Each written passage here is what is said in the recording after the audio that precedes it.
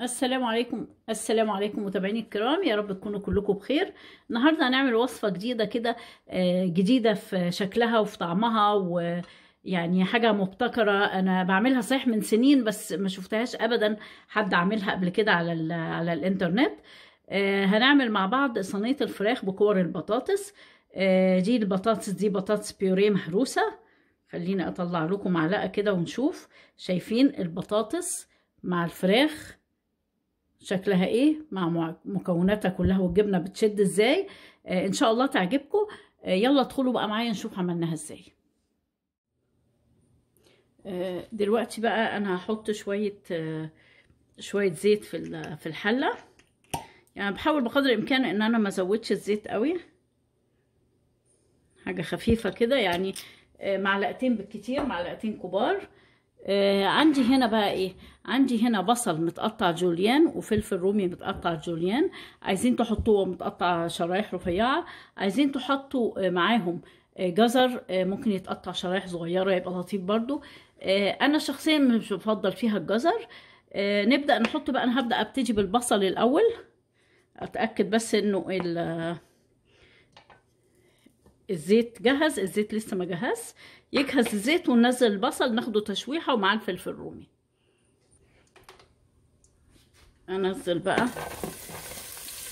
انزل كل البصل، بس هقلبه تقلبتين وهنزل عليه بالفلفل الرومي. الاكله دي اكله برضو انا بحب الحاجات الشيك قوي، اللي هي اللي بيبقى ليها طعم حلو وليها شكل حلو، وفي نفس الوقت تكون حاجه جديده، يعني منعا لتكرار الاكلات دايما. دي الفلفل الرومي هنزله عليها كده، واسيبهم بقى يتشوحوا مع بعض شويه، وبعدين نشوف نعمل ايه فيهم.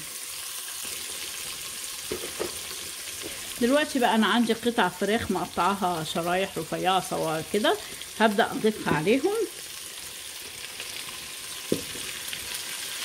اضيف شويه شويه واقلب.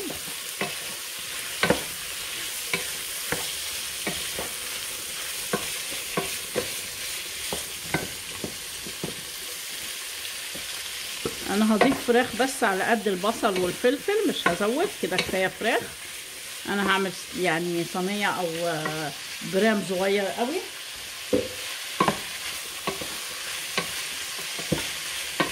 نفضل نسيبهم بقى يتقلبوا كده مع بعض شويه، يتشوحوا مع بعض.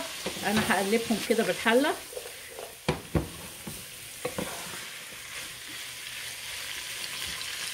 وبعدين هنا عندي ملح. طبعا احنا اتفقنا قبل كده ان انا بستعمل الملح اللي هو الهيمالاين، بينك هيمالاين. عندي فلفل اسود بهارات، وعندي اوريجانو. مش مفيش اوريجانو متوفره عندكم مفيش مشاكل خالص، بس هي بصراحه بتدي ريحه في الاخر لطيفه جدا. هسيبهم بقى كده، اهدي عليهم النار. هما كده يعني ياخدوا تقلبتين وهدي عليهم النار، ولحد ما يبداوا يقربوا من السوا نشوف نعمل فيهم ايه. دلوقتي بقى الفراخ هتدخل في السوا، فانا هحط لهم شويه ميه صغيرين بس يساعدوا معاهم السوا كده، وهوطي عليها النار زي ما اتفقنا، وهسيبها تستوي بنفسها كده. وقبل ما السوا، قبل ما تمام السوا، لما تبقى 80% سوا نشوف نعمل فيها ايه.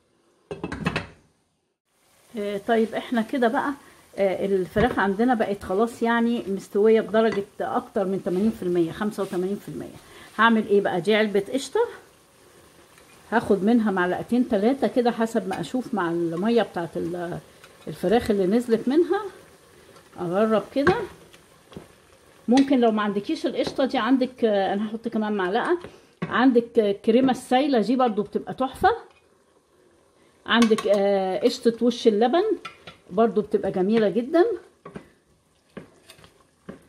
وهحط معاها كمان شويه جبنه موزاريلا انا بشراها او تجيبيها مبشوره.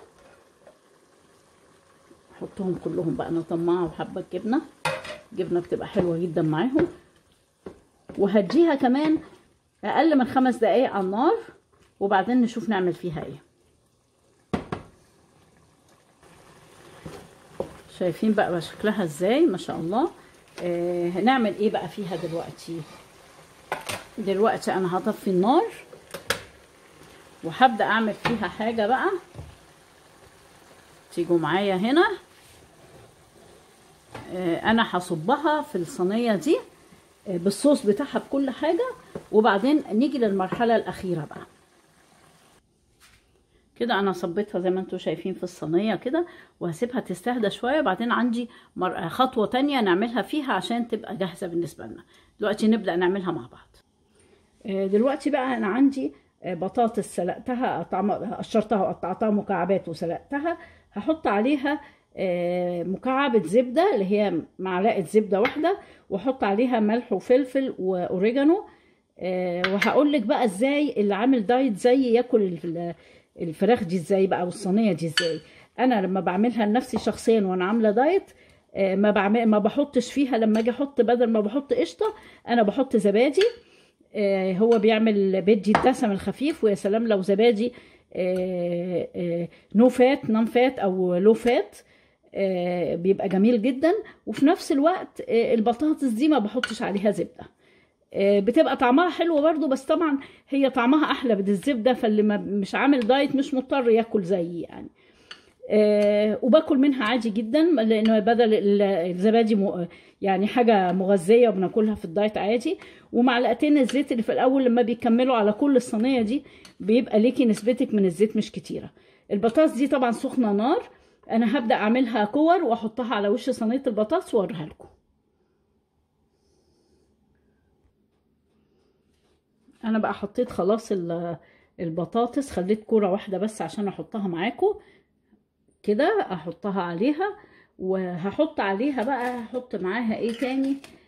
طبعا زي ما قلت لكم دلوقتي انه البطاطا اللي عاملين دايت لو عايزين ياكلوا دي جبنه موزاريلا هرشها عليها. اللي عايزين ياكلوا من الاكله دي من غير ما يحسوا ومن غير ما ضميرهم يأنبهم بلاش الجبنه دي وبلاش الجبنه اللي جوه، هيمشي حالهم من غير الجبنه. وبلاش القشطه او الكريمه، نحط بدلها زبادي وهيبقى طعمها حلو جدا. انا طول ما انا عامله دايت بجربها بعملها كده. لكن هي يعني اللي مش عامل دايت هيلاقيها حلوه قوي بالمكونات اللي عليها دي. هدخلها الفرن على درجه حراره متوسطه. احنا بس كل حاجه مستويه، احنا عايزين